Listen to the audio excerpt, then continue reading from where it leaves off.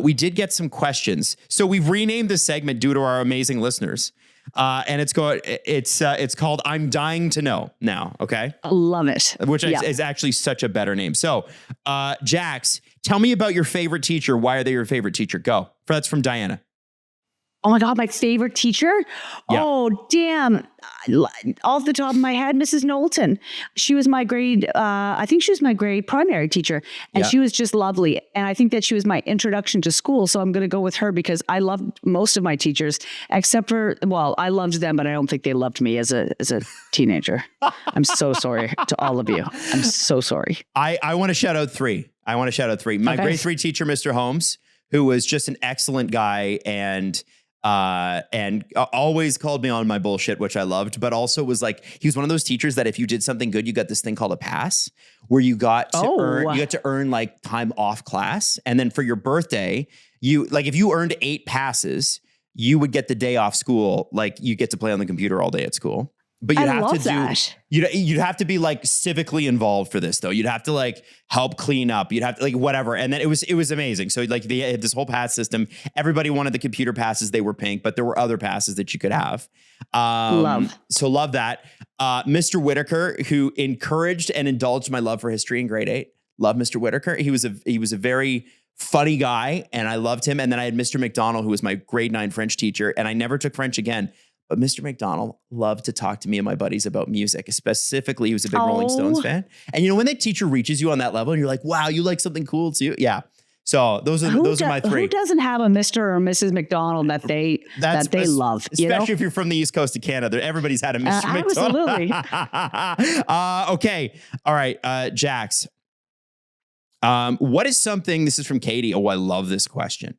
What is something you do not get the hype about that everybody else seems to love? Olives. I don't understand. Now we have an Italian in the room with me. I know. And I like salt. I like pickled things. I like food in general, but I can't get into olives. They make me feel sick. And I would love to love them. That's wild behavior. Yeah. But like, what is it? Because even when they're stuffed with cheese, and I love things that are stuffed with cheese, I can't get into them. I can't. Any color olive you don't like? Any color. I'm dying. Like maybe when I come back to Canada, we can have some olives together. I'm interested. So Steph, since you're an olive expert, how many olives can you have at the grocery store before you're stealing?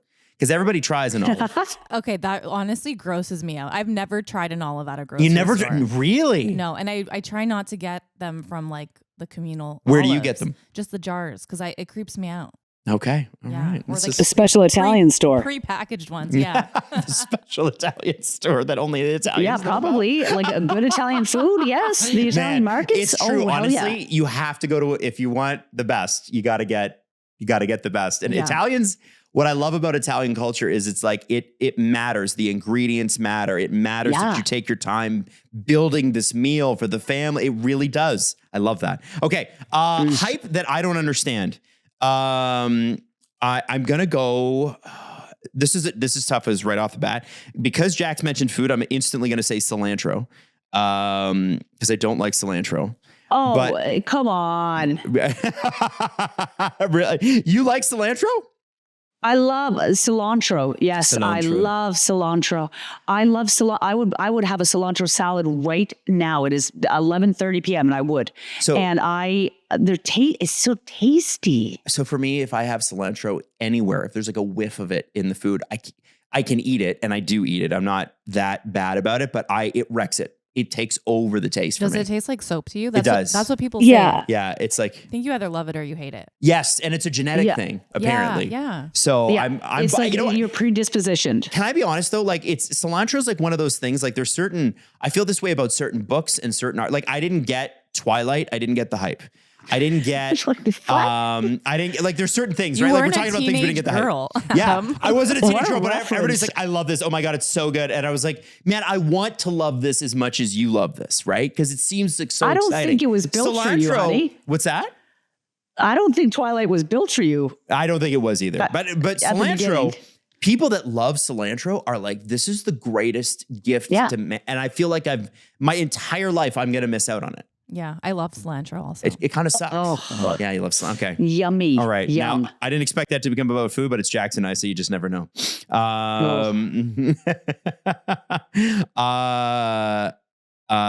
Okay. Okay. Scott wants to know this. Scott's Toy Room. What do you think your midlife crisis thing will be? Mine has been collecting childhood toys and comics. I think a lot of people go back to that. And I think that's actually kind of cool because it's like something you can do forever. Yeah. You know, it's like what people used to do, like collecting stamps and books and, you know, whatever else. What would be your midlife crisis thing? What do you think it'll be? Going to London randomly? No, come no. on. It's called a vacation. I think my midlife crisis, It's a good question. be some sort of, it'll be something rustic. It'll involve woodwork that I don't know enough about. Mm-hmm. And it will involve like machinery. That's all I can tell you right now. You'll have tools. You'll power have tools. projects. You'll have projects. I will have projects that are far, far beyond my skill set, and it will take over my life. I will lose everyone. And then I will have some sort of vintage car to drive to and from the hardware store in. Yeah. Yes. Yeah. Vintage SUV you should get. You know? Oh like my God, please. Yes. An old Land Rover. Good. Like, by what the way, about you? Speaking of Land Rovers, British and so poorly made. The at least the more recent ones, don't buy them. Get the old Discoveries; those are the good ones. Whoa, no, not okay. Discoveries. Sorry, excuse me, not Discoveries. Get the Land Cruisers, like the 1970s ones. Those are the good ones. Okay, so for me, clearly, so I have this thing. I've always had this thing for cars. I had a 1973 Ford Mustang, which I used to drive Jackson around in. And sounds free. And it was post-divorce. So I feel like that counts as midlife, even though I was in my early 30s. But I've sold it. The other thing is I do really like a great men's watch. And I don't have the money to dabble in watches. So the watches I get are like $200 and $300. And I'm wearing that gold one that you like, Jax. I love that gold one, and I'm gonna get upset with you in a second. I'll let you finish though. Okay, because I don't like you want to get into watches like Tom Brady's, chronograph, Rolex, whatever was like $350,000, right? I don't have that kind of money, but what I like to do right now with the money that I have is find a watch that is really well made, or find one of these micro brands that's really well made. You can rely on the craftsmanship. It's a winder, or it's solar, or it's whatever, and you get all the same stuff out of it that you would with a Rolex. And people who know watches like it. Do you know what I'm saying? Like, it doesn't have to be outrageously expensive to do. You could just go out and actually, do your research, have a little bit of taste that works for you, and it's fun. I don't know. Am I talking too much? I'm just going to say, I want more for your crisis. I want more for your midlife crisis. Cars and watches are not enough for you? No, I think a watch is fabulous, and I think it's fun, but I think it's far too reasonable, and I think it's far too responsible. And I want you to shave your head and start like riding a dirty motorbike. Like, I want you to do something. I want you to do something crusty. Okay. I want you to do something dank. And I want it to be really out of the blue. Maybe we're kind of worried, but we're also kind of into it. Okay. And I don't think that a gold watch that winds up will do that for me. And I'd love you to have a watch. I think you deserve a watch, but I also want you to have a mini breakdown, but a good breakdown. You know what I mean? I like that. Well, but maybe I just need to work harder on my breakdown, I guess. Okay. Before we go, quick recommendations, Jack. What do you got? What do you got? Okay, so Running Point, it's on Netflix. I think there's some of the folks from The Office that are writing it, but it's a sports show, and it's about an NBA franchise, a fictional NBA franchise in Los Angeles, and it is funny and it is fun, and I'm really enjoying it, and I'm also learning about sports. Oh, I like that. Basketball. Okay. Yeah, Running Point on Netflix. Very funny. I will check it out. I am going to turn the recommendation segment around because I need help. Okay. I have had multiple sets of AirPod Pros, right? And I think mine are coming to the end of their life. And I have found that with AirPods, they disconnect You can't always hear people properly. How many times, Jax, have you been on the phone with me and you're like, Adam, I can't even hear you? And I'm wondering, no, they're a mess.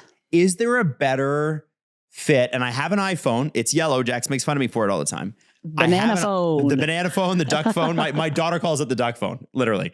I love that. I want to know if there's better AirPod adjacent, like earphones out there. And I know that they're expensive, but for me, I like, listen, I wear them and I use them every day and I use them for business and I use them whatever. I run a podcast business. I need good headphones. So I need these to last. I need them to be good. And I need your recommendations, please, because I'm not tech savvy at all. So if anybody uses that one on an iPhone and it works for you, I would love to know what you have. Is that fair? I feel that's fair. I love that. I love that you just used the part where we say what we were listening to or watching to solicit for advice on what product to buy to talk on the phone with. I'm literally doing a TikTok on this. Like I'm just going to sit in front of my yes. And I'm going to see what people say. Cause man, I almost feel like what I might do is like do a TikTok and then like try them out and then see like what people say or whatever, use them for a week or two. Cause like I'm not a tech person at all. I love your content. When you're in your TikTok girly era, I love it. Go on TikTok and ask for everybody's opinion. Go on live.